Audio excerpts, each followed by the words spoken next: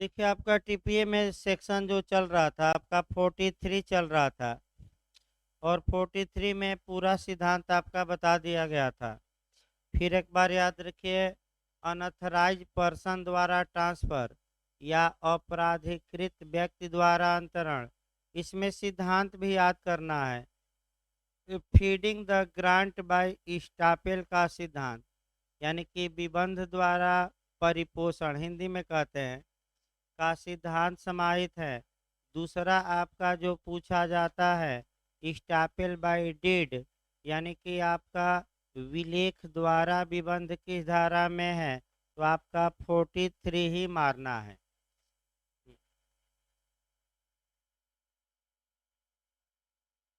भारत में भाई, feeding the grant bye स्टापेल।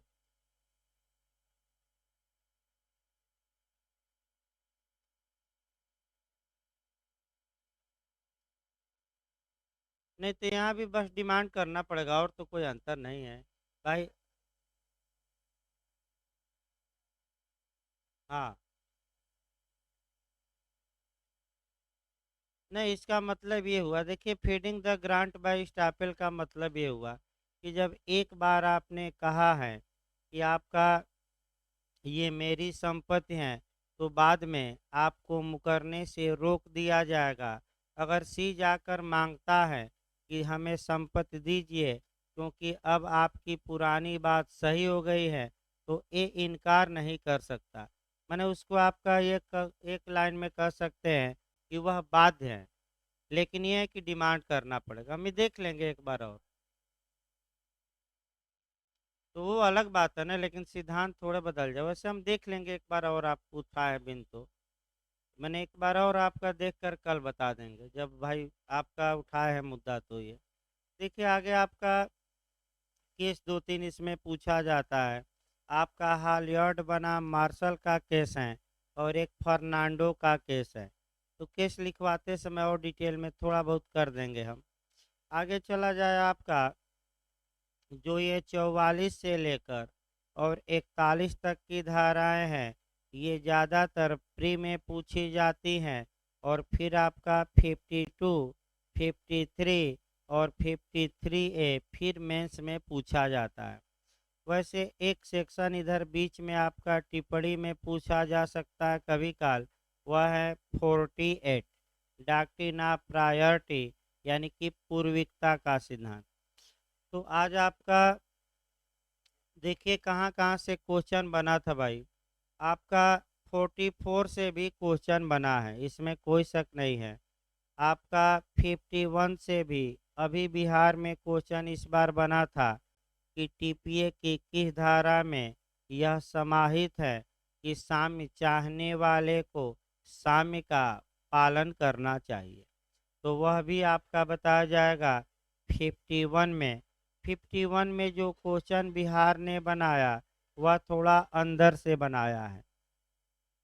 जब भी आप 44 पढ़िए, 45 पढ़िए, 46 पढ़िए, इत्यादि धाराएं पढ़िए, तो इसमें आपका पढ़ना क्या है, एक तो कुछ उदाहरण पढ़ने हैं, और दूसरा आपका एक दो टेक्निकल बातें। लेकिन भाई सेक्शन याद करके जाना है।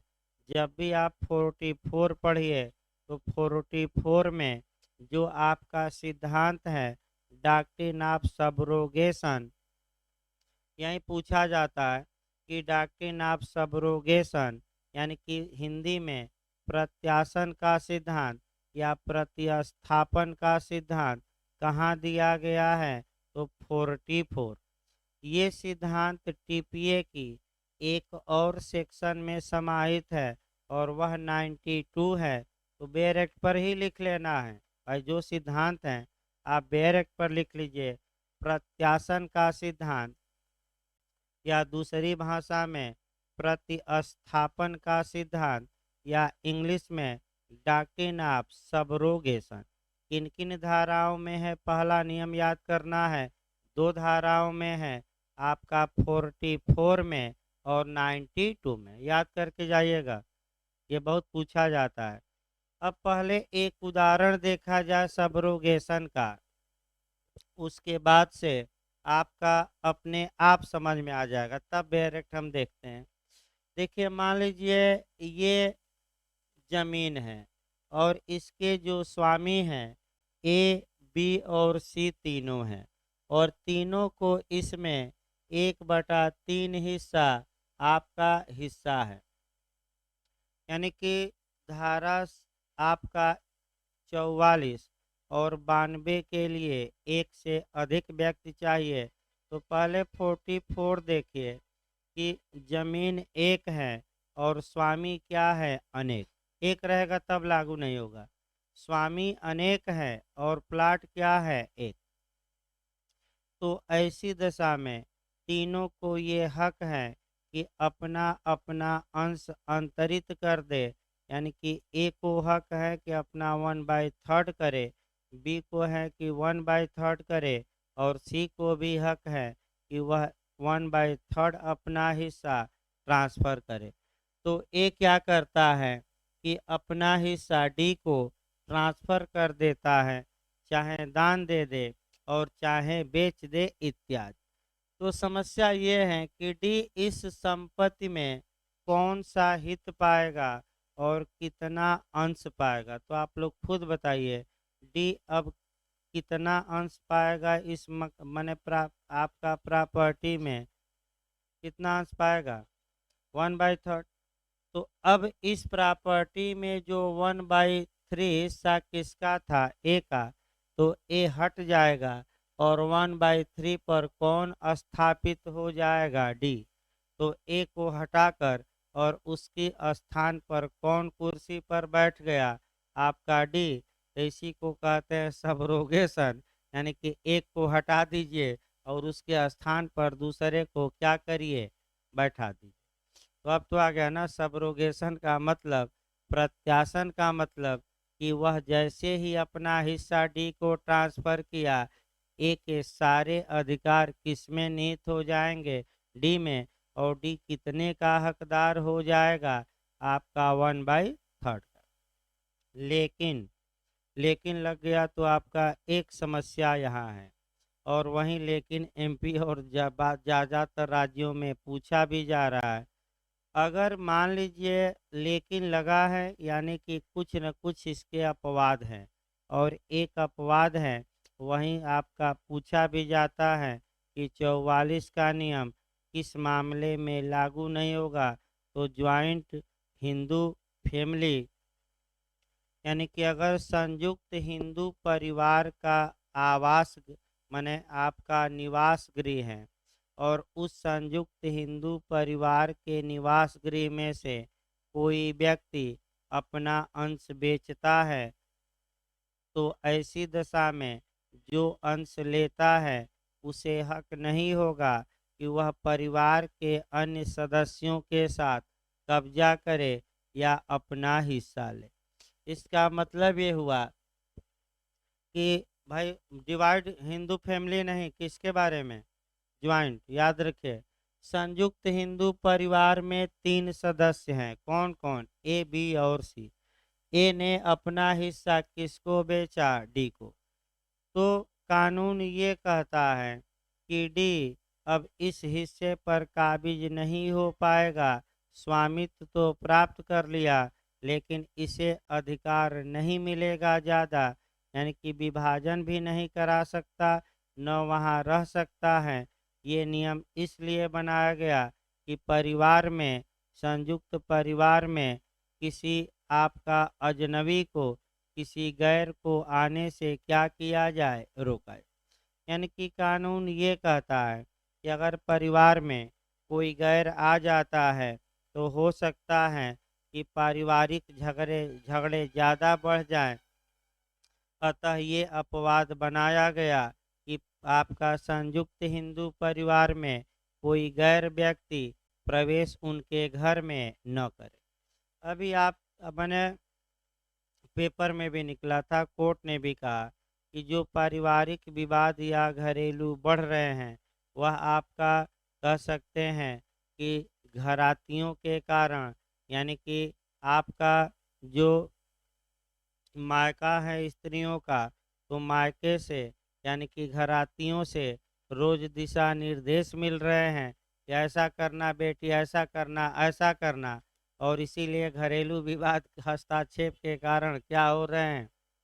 तो नियम ये है भाई, अगर घराती बारातियों के मामले में, यानी कि अगर वधु पक्ष के लोग वर पक्ष के मामले में कम हस्तक्षेप करें तो विवाद क्या होगा, कम होगा। ये भी याद रखें। अभी अजनबी एक और हम बताते हैं उदाहरण, अच्छा उदाहरण आपका, जो हिंदू लॉ में संशोधन हुआ है आपका। तो आजकल क्या है कि भाई आपका मोबाइल है, लैपटॉप है, और रोज कह सकते हैं कि बातें हो रही हैं घरातियों में बारातियों में, यानी कि मायके और ससुराल में पल पल का मैसेज पहुंच रहा है। पहले ऐसा नहीं होता था आपका। इस समय तो भाई एक सेकंड कोई घटना नहीं हुई तो तुरंत देखिए आपका हंगामा मच जाएगा। दूसरी बात ये देखिए, हिंदू लॉ में भी पुत्रियों को पुत्रों के बराबर हिस्सा दे दिया गया है।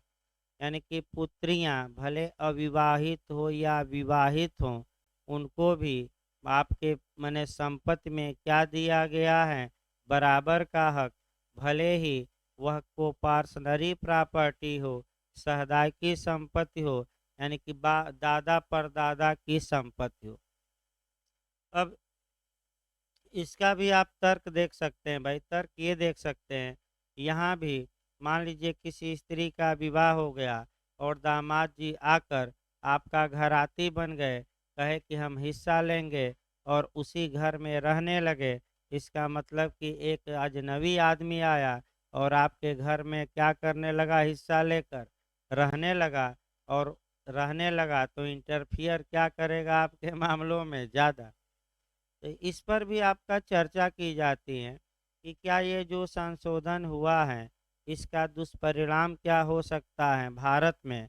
तो ये दुष्परिणाम हो सकता है कि हो सकता है कि पति अपनी पत्नी को टार्चर करे कि हम तो बाप का निकम्मे हैं, चलो तुम्हारे बाप दादा के पास क्या है, ज़्यादा प्रॉपर्टी उसी में से हिस्सा लिया जाए, वहीं रह जाए, क्योंकि अब तो कानूनन तुम्हें क्या है, हक है। और वहीं जाकर क्या करेंगे, घर जमाई की तरह बैठ जाएंगे, न काम न धंधा, बस अपना वहीं जाकर क्या करेंगे, और आराम से भोजन भी मिलेगा क्योंकि ये क्या है, दामाद जी।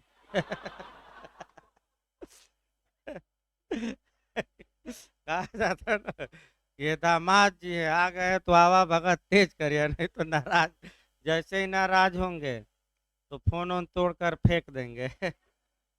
तो आगे देखा जाए, यानी कि एक दो उदाहरण बता गया। अगला देखिए भाई, अब 44 का बेरेट देखिए, लगभग आपका 44 का जो भी सिद्धांत था, अब तो याद रहना कि डॉक्ट्रिन ऑफ सबरोगेशन किस में है। तो देखिए 44 का बेरेट देखिए भाई, आपका अब सही रहेगा। एक सह स्वामी द्वारा अंतरण, यानी कि वन को ओनर द्वारा ट्रांसफर, तो हम बता ही चुके हैं उदाहरण, उसी को बस बेरेट एक बार पढ़ लेना है। जहाँ की, हाँ फिर एक बार याद रखिए, 38 से लेकर और 53 ए तक, 53 ए तक के जो सेक्शन है केवल और केवल अचल संपत्ति के ट्रांसफर में लागू होंगे। यानी कि ये जो नियम हम बता रहे हैं केवल किस संपत्ति के लिए, सब है अचल। अब आगे देखिए, जहाँ की अचल संपत्ति के दो या अधिक सहस्वामियों में से एक जो ऐसा करने के लिए वैध रूप से सक्षम है, ऐसी संपत्ति में का अपना अंश या कोई हित माने हिस्सा या इंटरेस्ट अंतरित करता है, वहाँ अंतरित ऐसे अंश या हित के बारे में और वहाँ तक जहाँ तक उस अंतरण को प्रभावशील करने के लिए आवश्यक हो, संपत्ति पर संयुक्त कब्जा रखने का। यानी कि इसका मतलब कि इस उदाहरण में ए ने डी को बेच दिया तो डी बी और सी के साथ उस जमीन पर संयुक्त कब्जा रखने का क्या हो जाएगा, हकदार। क्योंकि 1/3 हिस्सा इस उदाहरण में अब किसको मिल गया, डी को। संयुक्त कब्जा रखने का या संपत्ति का अन्य सामान्य या भागिक उपयोग करने का, यानी कि डी आपका 1/3 का क्या करेगा, उपयोग। या अंतिम है कि आपका उस संपत्ति का विभाजन कराने का, विभाजन कराने का मतलब बी और सी के खिलाफ मुकदमा करे और कहे कि 1/3 हिस्सा हम खरीद चुके हैं, अतः न्यायालय हमारा हिस्सा क्या कर दे, अलग। कौन मांग कर सकता है? जो खरीदा है। यानी कि इस उदाहरण में कौन था? डी। तो क्या क्या अधिकार हैं? संयुक्त कब्जे का अधिकार है कि नहीं? उपभोग का अधिकार है कि नहीं? और अपने हिस्से को अलग कराने का अधिकार कौन रखता है? अंतरिति। लेकिन आपका लेकिन बता ही दिया गया कि अगर आपका प्रॉपर्टी संयुक्त हिंदू परिवार की है तो अंतरिति न तो विभाजन का अधिकार रखता है न कब्जे का अधिकार रखता है, यानी कि अलग करा नहीं सकता। तो इसका उद्देश्य क्या है कि किसी अजनबी को घर में प्रवेश करने से क्या किया जाए? रोका जाए। इसी आधार पर मुस्लिम विधि में भी आपका अजनबी को रोका जाए, स्ट्रेंजर को रोका जाए, एक नियम पढ़ना पड़ता है, वह प्रियम्सन या हक सुफा या अग्र क्रयाधिकार, उसको पढ़ा जाएगा, वो तो अलग बात है। लेकिन मुस्लिम विधि में भी ऐसा नियम है, क्या कहा जाता है? हक सुफा, यानी कि अग्र क्रयाधिकार, यानी कि प्रियम्सन कहा जाता है। अगला देखिए आपका 44 के बाद आ जाइए 45। लेकिन 44 सेक्शन आप जब भी पढ़ेंगे, अब 3-4 सेक्शनों को जोड़कर पढ़िएगा और सब में हम अंतर भी बताते रहेंगे। देखिए भाई आपका कौन कौन सा सेक्शन आपको जोड़कर पढ़ना है। एक सेक्शन 36 अब उठाना है फिर से, दूसरा आपका 37 उठाना है और तब आपका 45 पढ़ना इत्यादि सेक्शन। यानी कि आपका एक एक पॉइंटों में अंतर आएगा, नियम लगभग सेम रहेंगे, हल्का हल्का ही अंतर आएगा। यानी कि आपका धारा 36 भी पढ़ना है, 37 भी पढ़ना है, फिर आपका जो पढ़ना है 45 और इत्यादि धाराएं। तो एकदम शुरुआती दौर से हम कंसेप्ट बना रहे हैं भाई। शुरुआती दौर से कंसेप्ट आपका पिछली बार उत्तराखंड में भी आया था कि समय द्वारा प्रभाजन आपका 36 में और संपदा द्वारा प्रभाजन 37। कम से कम इतना तो सिद्धांत याद रखिए जो पूछा जाता है। तो समय द्वारा प्रभाजन कैसे होगा? आपका 36 का एक उदाहरण देखिए जो समय द्वारा क्या करता है? प्रभाजन। अच्छे से देखिए, हर एक उदाहरण में हल्का हल्का अंतर रहेगा, वहीं आपको समझना है। आइए, ए ने आपका 16 जनवरी को बी को ये जो मकान था बेच दिया। तो आखिर 15 जनवरी तक स्वामी कौन था? ए। और आगे 15 दिन उस महीने में स्वामी कौन हो गया? बी। तो जब तक ए और बी के बीच कोई विपरीत करार न हो या स्थानीय प्रथा या लोकल कस्टम उस इलाके में न हो, तो ऐसी दशा में जितना दिन तक उस संपत्ति का स्वामी ए था, उस महीने का लाभ या भाटक या किराया उतने दिन का किराया ए पाएगा। और उस महीने में जितने दिन का स्वामी बी है उतने दिन का आपका किराया या लाभ या भाटक कौन पाएगा? बी। लेकिन जो किराया लाभ या भाटक या रेंट दिए जाएंगे वह समय पर दिए जाएंगे। बस जब समय पर यानी कि मंथली दिए जाएंगे, लेकिन दोनों में क्या हो जाएगा? बंटवारा। तो मान लीजिए उस मकान से मंथली 50,000 रुपया आता है, तो समय के अनुसार बंटवारा करिए। तो समय के अनुसार 15 दिन कौन स्वामी रहा? ए। अब 15 दिन कौन रहा? बी। तो ए कितना किराया का हकदार होगा? 25,000। और बी कितने किराया का हकदार होगा? 25,000। तो बताइए किस आधार पर प्रभाजन किया गया बंटवारा? समय। किस आधार पर?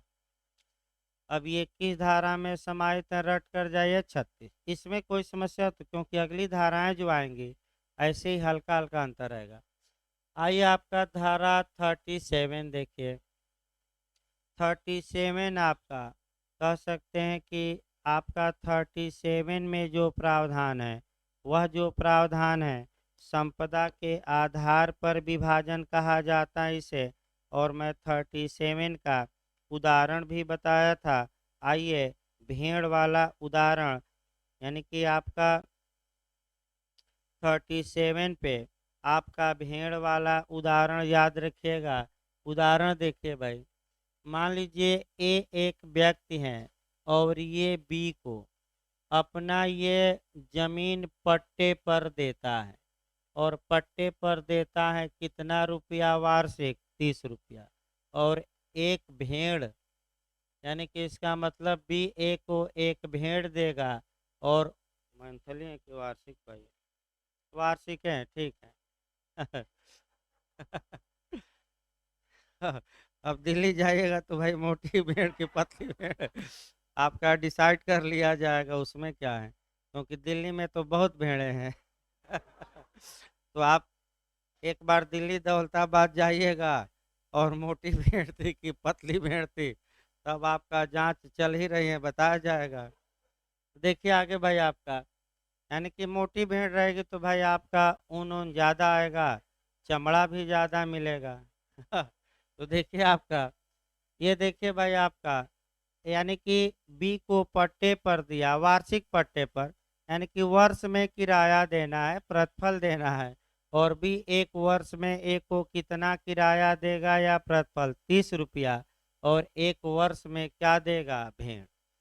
ऐसी दशा में ए क्या करता है कि ये जो उसकी ज़मीन है वह ट्रांसफ़र कर देता है आपका सी को, डी को, दो ही को तो ट्रांसफ़र कराएगा ना कि अलग को?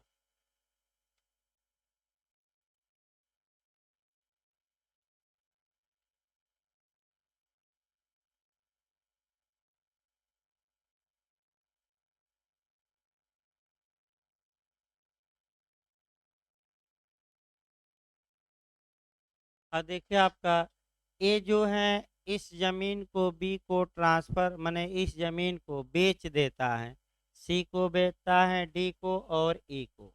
अब जो सी पैसा लगाया रहता है वह आधा पैसा दिया है, और एक चौथाई पैसा कौन दिए हैं, डी और ई। तो भेड़ तो भाई काटी नहीं जा सकती, तो तीनों के निर्देशों के अनुसार बयानित की जाएगी। लेकिन जो ये 30 रुपया लाभ उस जमीन से आ रहा है, देखिए फिर एक बार याद रखिए, ये जो 30 रुपया किराया आ रहा है, तो 37 ये कहती हैं कि जो व्यक्ति जितना पैसा उस प्रॉपर्टी के खरीदने में जिस अनुपात में लगाया है, उस अनुपात में वह लाभ का भी क्या होगा, हकदार। तो आधा पैसा कौन लगाया है, सी। तो 30 रुपया में आधा पैसा कौन पालेगा, सी। और आपका 1/4 1 कौन लगाए हैं, डी और ई। तो 15 रुपया बचा है, आधा तो उसमें बंटवारा होगा, तो 7.5 और 7.5। ये किस धारा में सिद्धांत बताया गया, 30। अब सही रहेगा आपका 45 पढ़ना, निकाल लीजिए भाई। अब आपका जो 45 रहेगा वह आपका अब सही रहेगा, समझना इसी तर्ज पर समझना है। देखिए 45 क्या कहती हैं, प्रतिफलार्थ संयुक्त अंतरण। प्रतिफलार्थ मने फ्री में नहीं, पैसा लेकर, और संयुक्त अंतरण मतलब एक से अधिक व्यक्ति। संयुक्त मतलब क्या, एक की एक से अधिक, एक से। देखिए अब बेर, जहाँ की अचल संपत्ति दो या अधिक व्यक्तियों को प्रतिफलार्थ अंतरित की जाती है, तो फिर एक बार उदाहरण बनाया जाए और बेरेक को भी मसते रह जाए। ये एक व्यक्ति है, इसके पास ये जमीन है, यह धन लेकर, मूल्य लेकर, पैसा लेकर एक से अधिक व्यक्तियों को ये जमीन बेचता है। तो दो व्यक्ति ही बनाए जाए, कौन कौन, बी तथा सी। यानी कि एक व्यक्ति को बेचा कि एक से अधिक व्यक्ति को। तो आपका धारा 37 बताती थी कि ऐसी दशा में उस मकान से जो जमीन से जो किराया आएगा बी और सी में, आपका जो धन वह लगाए हैं खरीदने में, उस अनुसार क्या किया जाएगा, बांटा जाएगा। ये 37। हम अब कौन सी धारा पढ़ा रहे हैं, 45। देखिए, जहाँ की अचल संपत्ति दो या अधिक व्यक्तियों को प्रतिफलार्थ अंतरित की जाती हैं और ऐसा प्रतिफल किसी ऐसी निधि से दिया जाता है जो उनकी साझे की है। साझे के मतलब ज्वाइंट हैं, यानी कि इसका मतलब ये हुआ कि बी और सी का ज्वाइंट खाता है, या कोई ज्वाइंट सम माने आपका संपत्ति है या ज्वाइंट खाता है, और उस खाते से ए को पूरा पैसा खरीदने का दिया जाता। साझे का मतलब क्या हुआ, आपका ज्वाइंट माने संयुक्त रूप से। अगला देखिए, वहाँ तत्प्रतिकूल संविदा के अभाव में, यानी कि इसका मतलब कि कौन कितना हिस्सा पाएगा बी तथा सी के बीच, इस बारे में कोई कॉन्ट्रैक्ट अलग से नहीं है। 2 पॉइंट यहाँ समझिए। बी और सी ने आपका जमीन खरीदी, अचल संपत्ति खरीदी, पैसा देकर खरीदी, और जो पैसा दिया गया वह ज्वाइंट खाते से दिया गया है, और बी कितना हिस्सा जमीन में पाएगा, सी कितना पाएगा, इस बारे में दोनों के बीच कोई एग्रीमेंट या संविदा नहीं है। तो संविदा नहीं है तो कैस कितना हिस्सा किसको जमीन में मिलेगा, आगे देखिए। वे ऐसी संपत्ति में उन हितों के क्रमशः हकदार होंगे जो उन हितों के यथाशाक्य समान होंगे, जिसमें वे उस निधि में क्रमशः हकदार थे। अब पहले तो आपका क्रमशः हकदार थे, यानी कि मान लीजिए ज्वाइंट खाता था या ज्वाइंट कुछ था, और बी उसका आधे का हकदार था और सी भी आधे का, और उसी ज्वाइंट खाते से ये जमीन खरीदी गई और ए को पैसा दिया गया। तो इस ज्वाइंट खाते में अगर बी और सी के बीच कोई संविदा नहीं है तब, तो इस ज्वाइंट खाते में बी जितने शेयर का हकदार था उतनी संपत्ति पाएगा, और सी जितने का हकदार था उतनी। तो बताइए इस उदाहरण में कितने कितने के दोनों हकदार हैं ज्वाइंट खाते में जहाँ से पैसा दिया गया है, तो आधा आधा क्या होगा, मिल जाएगा। अब आगे बढ़िए भाई, जितना अगर मान लीजिए कि 2/3 का हकदार बी है और 1/3 का सी है, तो संपत्ति भी वैसे ही बटेगी। 2/3 संपत्ति किसको मिलेगी, बी को, और 1/3 संपत्ति किसको मिलेगी, ए सी को। अब अगला शब्द देखिए, अभी समाप्त नहीं हुआ भाई आपका। और जहाँ ऐसा प्रतिफल उसकी अपनी अपनी पृथक पृथक निधियों में से दिया जाता है, वहाँ कोई तत्प्रतिकूल संविदा न हो, तो ऐसी संपत्ति में हित के हकदार क्रमशः उसी अनुपात में होंगे जो प्रतिफल उन्होंने जिस अनुपात में प्रतिफल दिया है। तो अब ज्वाइंट नहीं सेपरेट बनाइए। मान लीजिए बी और सी ने संयुक्त रूप से ए की जमीन खरीदी, लेकिन जो पैसा दोनों द्वारा दिया गया वह अलग अलग मिलाकर एक खाते से नहीं दिया गया। बी ने अलग पैसा दिया, सी ने अलग पैसा दिया, लेकिन संयुक्त रूप से दोनों ने क्या की है, खरीदी है, अलग अलग नहीं खरीदा है। तो मान लीजिए आपका 75 लाख रुपए की ज़मीन थी और बी ने 50 लाख रुपया लगाया था और सी ने कितना, 25 लाख। तो संपत्ति का बंटवारा भी अनुपात में होगा 2/3 हिस्सा, यानी कि आपका 3 हिस्सा अगर लगेगा तो भाई 2 हिस्से का पैसा किसने दिया है, बी ने, तो संपत्ति में 2 हिस्सा किसको मिलेगा, बी को, और 1 हिस्सा सी को।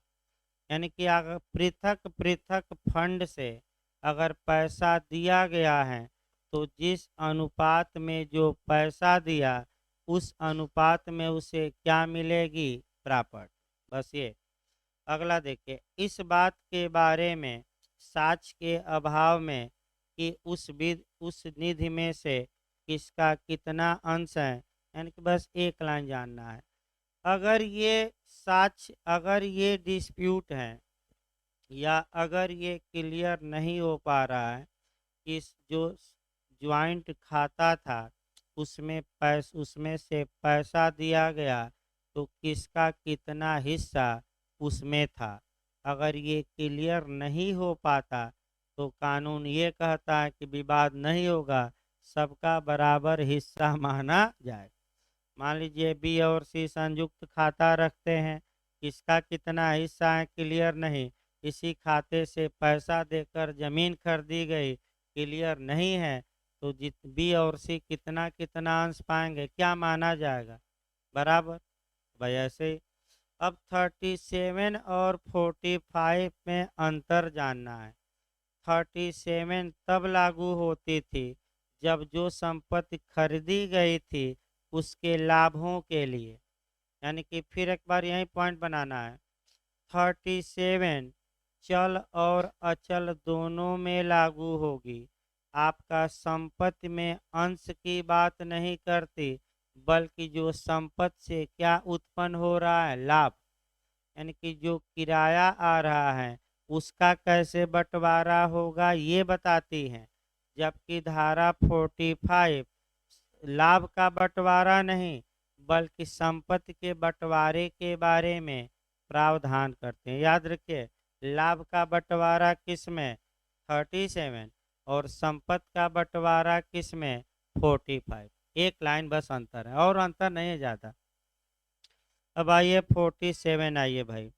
सामान्य संपत्ति में के अंश का सहस्वामियों द्वारा अंतरण। अब आइए आपका फिर एक हल्का सा ही आपका अंतर आएगा और नियम आपका हल्का सा चेंज होगा, ज़्यादा नहीं। देखिए आपका सामान्य 47 देखिए भाई, सामान्य संपत्ति में के अंश का सहस्वामियों द्वारा अंतरण। सहस्वामी का मतलब अब उल्टा नियम बना लीजिएगा। उल्टा नियम की बेचने वाले एक से अधिक व्यक्ति रहेंगे और खरीदने वाले क्या रहेंगे, कम। एक उदाहरण बना लिया जाए। देखिए मान लीजिए कि जमीन है, इसके स्वामी ए, बी और सी, तीन बनाया जाए।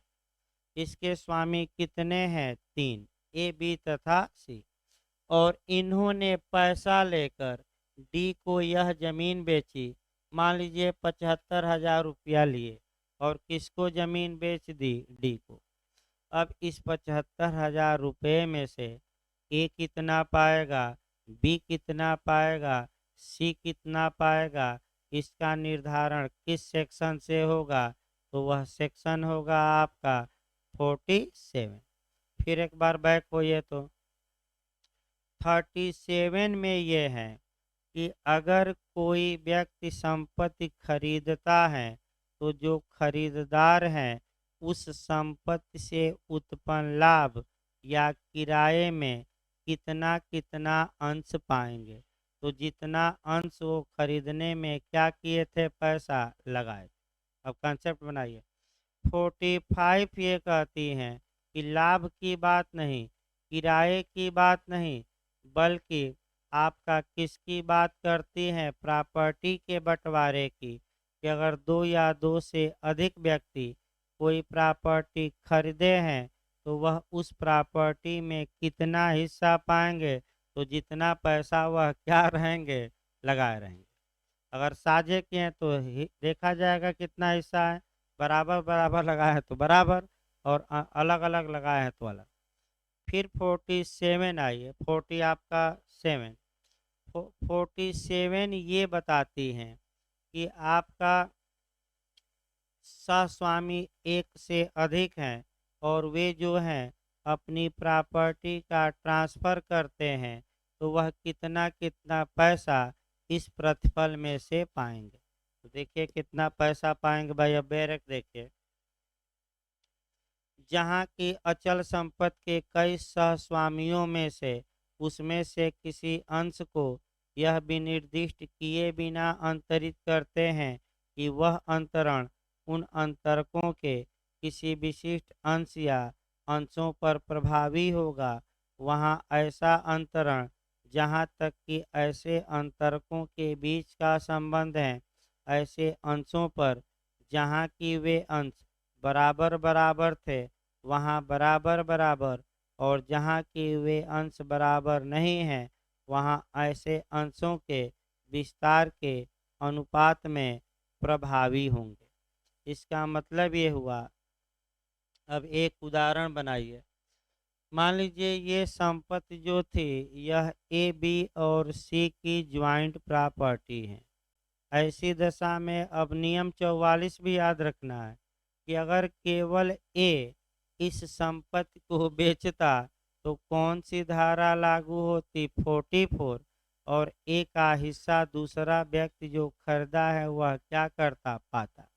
लेकिन आपका 47 में क्या है कि तीनों बेच देते हैं, यानी कि एक नहीं बेचता, कौन बेचते हैं, तीनों। तो आइए मान लीजिए कि 20 बिस्वा नहीं, इसमें जो उदाहरण है वहीं चला जाए भाई, कितना बिस्वा का।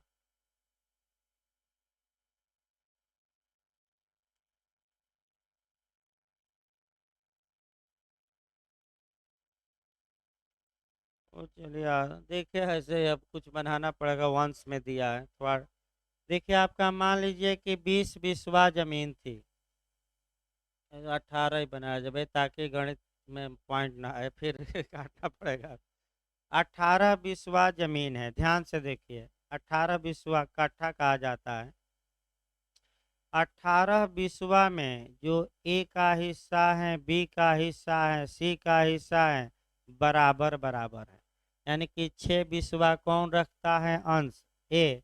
6 बिस्वा कौन, बी। और 6 बिस्वा कौन, सी। अब ये क्या करते हैं कि तीनों मिलकर और आपका डी को, आपका बिना कुछ बोले कि हम कितना अंश बेच रहे हैं, और डी को आपका 3 बिस्वा बेचते हैं। तो 18 में से 3 घटा दीजिए तो बचेगा कितना, 15। अब जो ये ए बी और सी 3 बिस्वा अंश बेचे हैं, सबका अंश बराबर है, तो किसके अंश में से कितना कितना माइनस होगा, कितना कितना घटेगा, बताइए। एक एक अंश और एक एक बिस्वा घटेगा। तो अब उस संपत्ति में ये 5 के हकदार हो जाएंगे बिस्वा, ये भी कितने, 5, और ये भी कितने, 5। अब अगला आइए। ये तो नियम कोई भाई दिक्कत नहीं है ना किसी को, जितना अंश है उतना जाएगा। अब दूसरा देखिए, मान लीजिए 18 बिस्वा है, ठीक। और 18 बिस्वा में अब बंटवारा करिए। जो ए का अंश है वह आधा है, आधा मतलब कितना बिस्वा, 9। और जो बी का अंश है वह 1/4 है, और सी का अंश भी 1/4, यानी कि 4.5 बिस्वा और 4.5 बिस्वा। तीनों बिना कुछ बताए डी को संपत्ति बेचते हैं, और जो संपत्ति बेचते हैं वह कुछ अंश बेचवाया जाए। मान लीजिए तीनों मिलकर आपका 6 बिस्वा जमीन बेचते हैं, किसको, डी को। अब ये समस्या आई कि जब 6 बिस्वा जमीन ये बिना बताए बेचा जा रहा है, और एक ज्वाइंट ही माने जमीन है कि हम अपना कितना हिस्सा बेच रहे हैं, तो कानून ये कहता है कि जिस व्यक्ति का उस जमीन में जिस अनुपात में हिस्सा रहेगा, उस अनुपात में ही उसका हिस्सा कटेगा, और माना जाएगा कि वह उस अनुपात में ही संपत्ति का क्या किया है, अंतर। तो बताइए आपका जो बेचा गया वह 6 बिस्वा बेचा गया, तो ए का हिस्सा कितना था, 9। तो आधा का था, तो इसमें से आधा, यानी कि 3 बिस्वा किसके हिस्से से जाएगा, ए के। और चूंकि ये आधा में आधा आधा है, तो आपका 1.5 बिस्वा किसका जाएगा, बी का। और 1.5 बिस्वा किसका जाएगा, सी का। इसका मतलब ये हुआ कि अगर हित भिन्न भिन्न है, तो जो भिन्न भिन्न हित हैं उस अनुसार उनका हित अंतरित माना जाएगा, बराबर नहीं। बल्कि हित भिन्न भिन्न है तो कैसे, भिन्न भिन्न। ये भी आपका समाप्त हो गया। अगला ये आपका 48 देखा जाए भाई, 48 कुछ समय लगेगा। पहले ये दो धाराएं देख लिया जाए, उसके बाद आपका और देखा जाएगा। 48 कल बता देंगे, क्योंकि उसमें समय लगेगा, दो दो धाराएं और कम से कम निपटा दिया जाए 5 मिनट में, ताकि ये फ्री वाली धाराएं हैं। 49 बीमाकृत पॉलिसी के अधीन अंतरिती का अधिकार। तो बीमाकृत पॉलिसी के अधीन अंतरिती का क्या अधिकार होगा, ये आपका कहाँ दिया गया है? 49। तो पहले तो बीमा समझिए, तब तो अंतरिती 2-4 लाइन का है, ये ज़्यादा नहीं पढ़ा जाता है ये। लेकिन आप कंसेप्ट बनाइए, आपका जो बीमा है, इंश्योरेंस है, उसके बारे में समझिए। जो बीमा होती है, और वो इसलिए होती है कि आपका केवल पैसा का लेन देन का उद्देश्य नहीं रहता, बल्कि संपत्ति की सुरक्षा रहती है मुख्य उद्देश्य। शरीर का बीमा कराया गया तो शरीर की सुरक्षा, अब मकान का बीमा कराया गया तो किसकी सुरक्षा उद्देश्य है? यही आपका बाजी करार और आपका जो समाश्रित संविदा है, यही मुख्य अंतर है। इस समाश्रित संविदा का मुख्य उद्देश्य आपका हित माने कह सकते हैं कि संरक्षण देना, सुरक्षा देना होता है, और जबकि बाजी करार में केवल क्या करना, पैसा लेना देना। जैसे कि मान लीजिए कि भारत और पाकिस्तान से क्रिकेट मैच होता है, ये भी बाजी लगाते हैं, सट्टा लगाते हैं, पद्यम आपका, कि अगर ये जीतेगा तो हम तुम्हें 500 देंगे, ये जीतेगा तो हम 500 देंगे। पैसा का लेन देन के अलावा अन्य कोई भी इंटरेस्ट इस मामले में नहीं है, तो ये क्या कहलाएगा? बाजी। लेकिन यही आए कि LIC ने बीमा किया है कि अगर आपका मकान जल जाए तो मैं 5 लाख रुपया आपको दूंगा। तो यहाँ केवल पैसे का लेन देन नहीं है, मुख्य उद्देश्य है कि मकान की क्या रखी जाए? सुरक्षा। और जबकि हाँ, समाश्रित में आएगा। जबकि बाजी करार में ऐसा नहीं है, केवल क्या होता है? पैसा पैसा पैसा। तो बीमा समझिए भाई आपका, देखिए बहुत आसान है, कोई इसमें पहला 49 का नियम केवल और केवल अचल संपत्ति में लागू होगा, ये याद रखना है, चल में नहीं। किस में? एक दो पॉइंट आपको गौर करना है। ये धारा सभी बीमा में लागू नहीं होगी, केवल और केवल अग्नि के मामले में, यानी कि आग लगने के मामले में। पहला नियम, यानी कि भूकंप आ गया इत्यादि तब नहीं, आग लगकर आपका मकान जल जाए, इस बारे में बीमा है तब लागू होगी।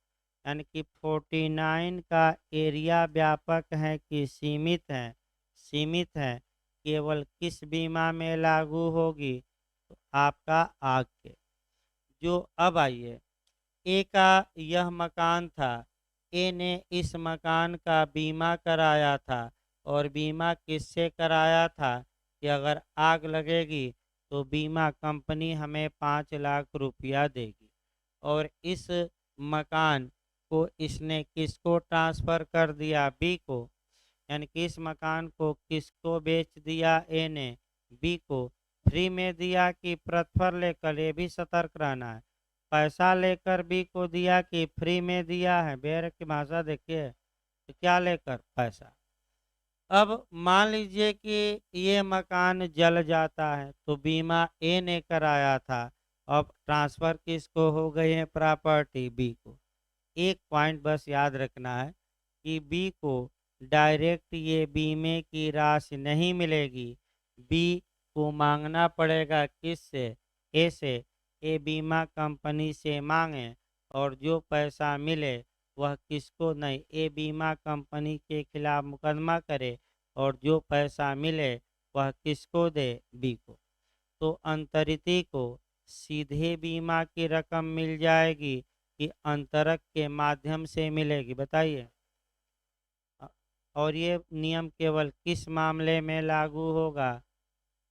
अग्नि भाई। और प्रतिफल दिया गया हो कि बिना प्रतिफल के अंतरण हो, और उस जमीन का या उस अचल संपत्ति का क्या हुआ हो? बीमा। अचल संपत्ति में कि चल की? दोनों अचल। बस हो गया आपका 49 भी। यानी कि यही याद रखिए, डायरेक्ट नहीं पाएगा, किसके माध्यम से? न दे तो कोर्ट है ना, कोर्ट के में जाए भाई। वो जितना बीमा का मिलेगा, कोई नगद थोड़े मिल जाएगा कि बजाते रहिए। वो तो रिकॉर्ड रहेगा ना, चेक आपको मिलेगा ना, ड्राफ्ट मिलेगा। तो उतना तो देना ही पड़ेगा, भी जाए कोर्ट में। तो थोड़ा रेस्ट ले लीजिए तो हिंदू ला, क्योंकि समय भी भाई हो गया है, तो इस हिसाब से 48 कल पढ़ाया जाएगा, लिखवाया अभी अगले हफ्ते